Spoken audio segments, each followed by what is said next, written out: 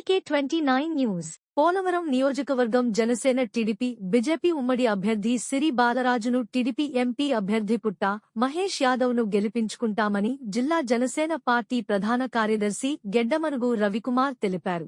అలాగే ఎమ్మెల్యే అభ్యర్థి అలాగే పార్లమెంట్ సభ్యులైన పుట్ట మహేష్ యాదవ్ గారిని మనందరం ఈ నియోజకవర్గం నుంచి అత్యధిక ఓట్ల మెజార్టీతోటి నెగ్గించాలని చెప్పి మరి జనసేన పార్టీ తరఫు నుంచి జిల్లా కార్యదర్శిగా అందరినీ పోవటం జరిగింది.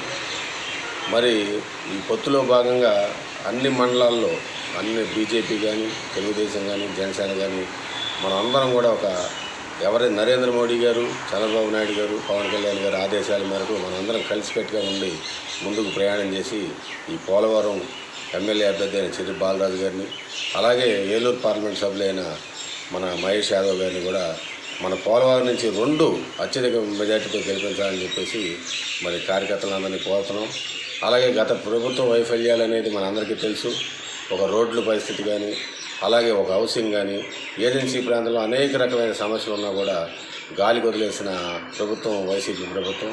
మళ్ళీ ఈరోజు ఏ ముఖం పెట్టుకుని ఓట్ల కోసం ప్రజల దగ్గరికి వస్తున్నారో ప్రతి చోట కూడా ప్రజల్లోంచి మంచి స్పందన ఉంది.